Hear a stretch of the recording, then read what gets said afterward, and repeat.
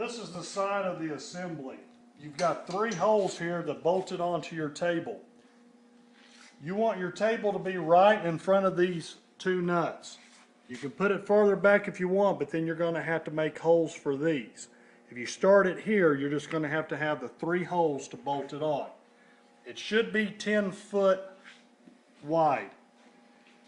You do not want to bind this one up. If it's not quite 10 foot wide, add some washers or spacers. Don't bind these up or it'll put a ridge in it and it won't lay flat when you print.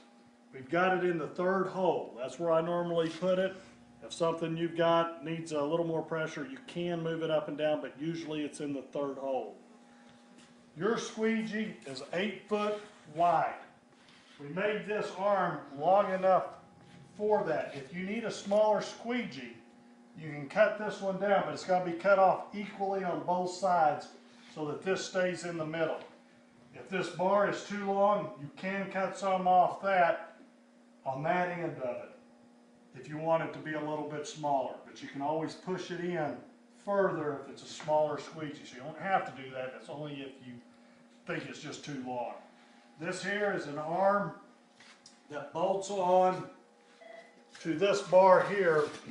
Anywhere you want to bolt it on for smaller screens than what you're using when it's a 10 foot screen. So if you got a screen that's only 8 foot, you're going to put this 2 foot from the end and you're going to use that to hold your screens. At the end of your screen, you're going to bolt this onto the end of the screen so that it will barely hold it up.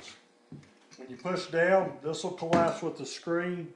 Then you can raise it up a little bit to flood it, and then you can use the shocks on the end to raise it up the rest of the way.